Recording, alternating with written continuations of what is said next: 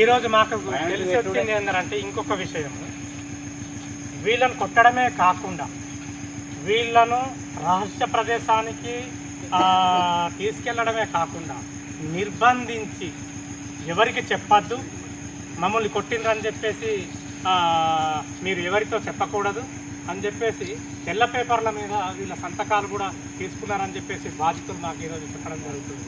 దీన్ని మేము సిగ్గుగా భావిస్తున్నాం. మాకు ఇంత మంచి చట్టం ఉండి కూడా ప్రభుత్వాధికారులు, అటవీ శాఖ అధికారులు వీళ్ళు స్టూడెంట్లా కనిపిస్తున్నారు. ఈరోజు వాళ్ళ యొక్క అయ్యవ్వల కొరకు వాళ్ళు పని చేయలేని స్థితిలో ఉన్నారని చెప్పేసి, జీవనాధారం ఇదే అని చెప్పేసి తెలుసుకొని ఈ కుంటలో చేపలు పట్టడానికి వస్తే కుంటలో చేపలు లేకపోవడంతో అక్కడ ఉన్నటువంటి ప్రవహిస్తున్నటువంటి ఆ వాగులో చేపలు పట్టడానికి పోతే ఈయననే కదా నువ్వే కదా ఈయనను మరీ ఇప్పటికీ 4 రోజులు అయినప్పటికీ కూడా ఇంకా వాళ్ళు కొట్టినటువంటి దెబ్బలు మాసిపోలేదు. అంటే ఎంత సిగ్గుచేటు. పోలీస్ స్టేషన్ కంప్లైంట్ ఇచ్చేసి ఈరోజు 4-5 రోజులు అవుతున్నది.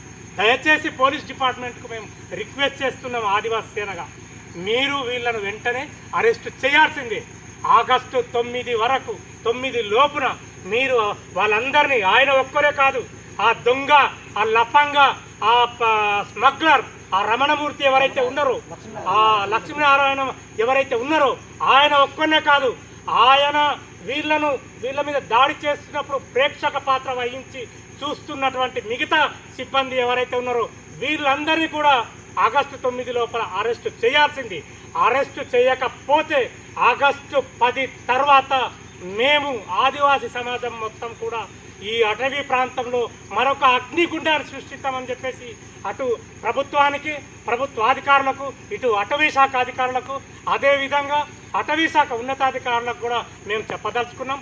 ఒకవేళ ఇలా చేయని పక్షంలో మేము తప్పకుండా దీన్ని పూర్తి స్థాయిలో ఇక్కడ ఉన్నటువంటి ఆ అటవీ ఏదైతే టైగర్ జోన్ అని చెప్పేసి చెప్పుకుంటున్నారో దీన్ని కూడా మేము మొత్తం మీరు పెట్టినటువంటి ప్రయాణికులకు ఇబ్బంది కలిగించేటటువంటి ఆంక్షలు ఏవైతే పెట్టుకున్నారో వాటిని అన్నింటిని కూడా వాళ్ళు చేయని పరిస్థితి, వాళ్ళు చేయనటువంటి పనిని అటు పోలీస్ డిపార్ట్మెంట్ కావచ్చు, ఇటు ఫారెస్ట్ డిపార్ట్మెంట్ కావచ్చు, చేయనటువంటి పనిని ఆదివాసీ సమాజం మొత్తం కదిలేటట్టుగా మేము వాళ్ళకు చెప్పి బోధించి మళ్ళీ ఆ యొక్క శిక్షను మేము చేయాల్సి వస్తుందని చెప్పేసి కూడా మేము పోలీస్ శాఖ అధికారులకు, ప్రభుత్వానికి కూడా ఈ సందర్భంగా మేము హెచ్చరిస్తూ చెప్పడం జరుగుతుంది.